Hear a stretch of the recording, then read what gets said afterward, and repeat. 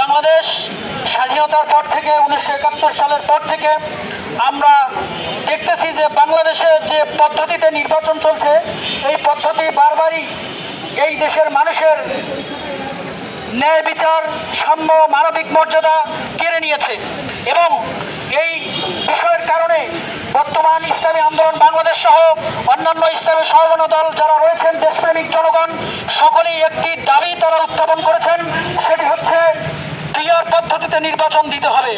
বাংলাদেশে পিআর পদ্ধতির নির্বাচনের বাইরে আর নির্বাচন দেখতে চাই না, কারণ এই পিআর পদ্ধতি নির্বাচনের না দেওয়ার কারণে কত যে স্বৈরাচার তৈরি করেছে এটা আমরা সকলে দেখেছি।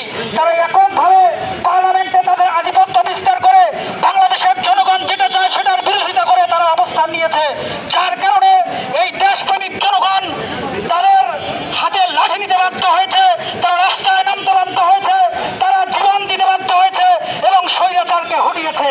আমরা এক স্বৈরাচারকে হটিয়ে নতুন করে আরেক স্বৈরাচার দেখতে চাই না। এই স্বৈরাচার হটানোর পরে আবার স্বৈরাচার তৈরি হবে।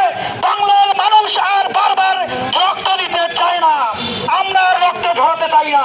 সুতরাং এই সমস্ত ক্ষমতাপ্রেমীদেরকে আমরা জানিয়ে দিতে চাই, ইসলামী আন্দোলন বাংলাদেশ তোমাদেরকে বারবার জানিয়ে দিচ্ছে আমরা পিআর পদ্ধতির নির্বাচন উচ্চকক্ষ নিম্নকক্ষ, অন্যথায় তোমাদের এই সমস্ত কারসাজি, তোমাদের পিআর না বোঝার এই গাঞ্জাখড়ি বক্তব্য আর বাংলার মানুষ সহ্য করবে না।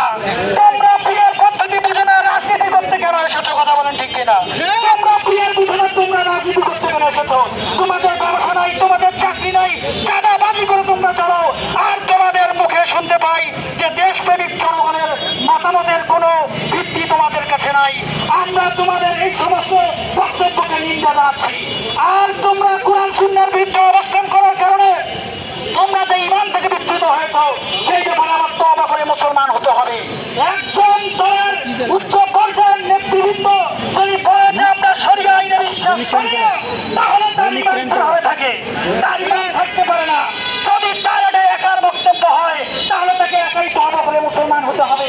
অন্যথায় যদি তার দলের বক্তব্যটা হয় সম্পূর্ণ দলকে আবার তওবা করে মুসলমান হতে হবে, অন্যথায় বাংলার জমিনে তোমাদের রাজনীতি করতে দেওয়া হবে না। আসসালামু আলাইকুম ওয়া রাহমাতুল্লাহি ওয়া বারাকাতুহু।